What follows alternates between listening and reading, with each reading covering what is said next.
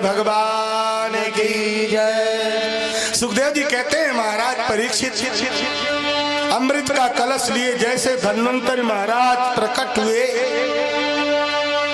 देवता असुर सभी अमृत कलश देखकर दौड़ पड़े, छीनने लगे, छीना छपटी होने लगी।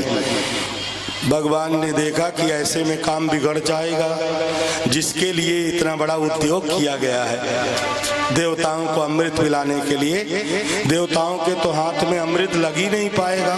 बड़े बड़े मतवाले मस्त दीर्घकाय असुर धन्वंतरि महाराज के हाथ से अमृत कलश छीन कर भाग चले। उसी समय भगवान नारायण ने क्या किया, देवताओं के ऊपर दया करते हुए मोहिनी का रूप धारण करके असुरों के बीच में भगवान प्रकट हो गए।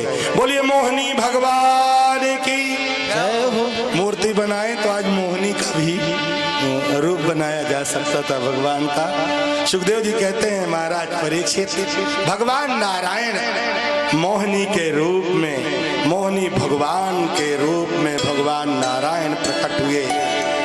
अमृत का कलश लिए जहां असुर भागे चले जा रहे थे, आए चंद्र भगवान की जय, यज्ञ भगवान की जय। विराजे, आसन लीजिए। ओम नमो नारायणाय, ओम नमो भगवते वासुदेवाय। भगवती मोहिनी को देखकर,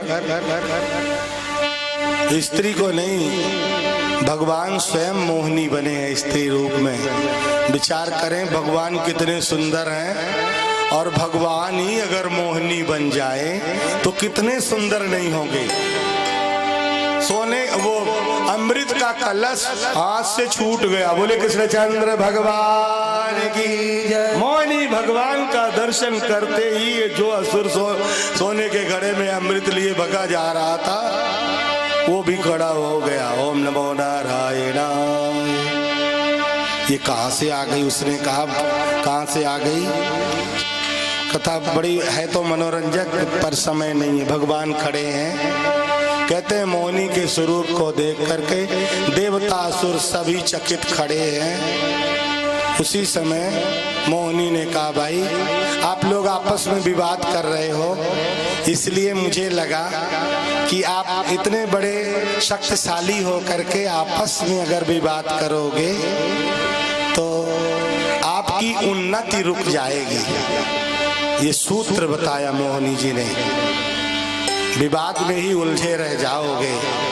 तो मैं तो कहती हूँ कि आप दोनों पक्षों ने इसको प्राप्त करने के लिए यत्न किया है, तो मेरा अगर आप विश्वास मानो तो मैं सभी को बराबर बराबर बांट देती हूँ। बोले कृष्णचंद्र भगवान की।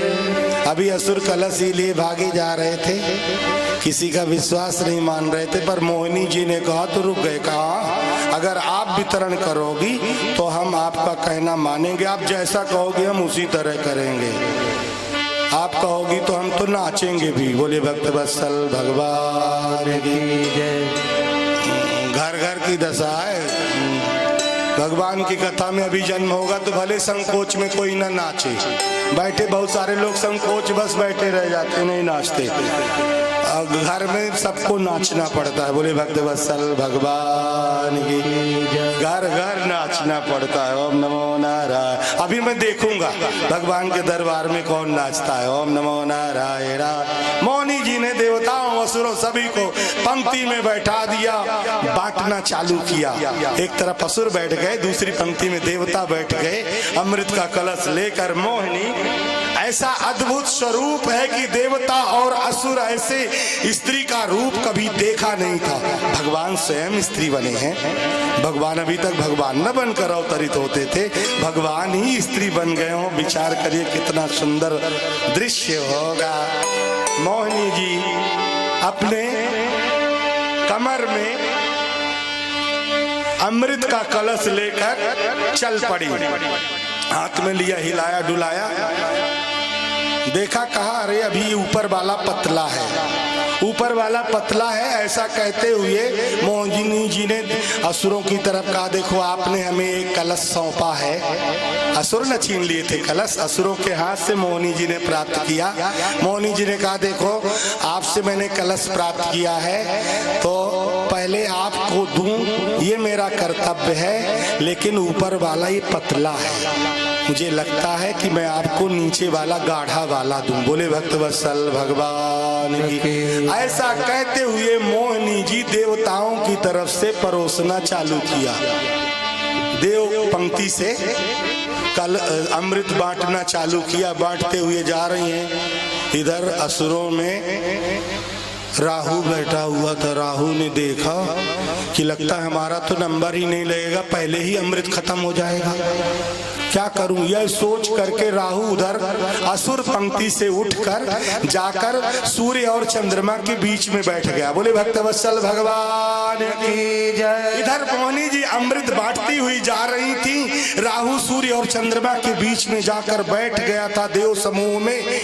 पर मोहिनी जी नहीं जान पाई, राहु को भी अमृत दे दिया। जैसे राहु को अमृत दिया, भगवान ने सोचा ये तो असुर भी अमृत पी लेगा, ये भी अमर हो जाएगा। यह सोच करके विष्णु भगवान ने अपना सुदर्शन भेजा, सिर काटा, लेकिन अमृत तब तक गले के अंदर जा चुका था। बोले कृष्णचंद्र भगवान की जय। अमृत का फल देखें, राहु ने अमृत पान कर लिया था, भगवान नारायण ने सुदर्शन चक्र से उसका सिर काटा, नष्ट करना चाहा, लेकिन सुदर्शन भी राहु को नहीं बिगाड़ पाया। दो भाग तो हो गए, एक का हो गया ऊपर का राहु और धड़ का हो गया केतु। बोले कृष्णचंद्र भगवान की। इस प्रकार मोहिनी ने अमृत बांटा। सुखदेव जी कहते हैं, महाराज परीक्षित, देवता अमृत पान करके बलवान हो गए। देवताओं ने इस प्रकार से भगवान की कृपा से अमृतत्व प्राप्त कर लिया।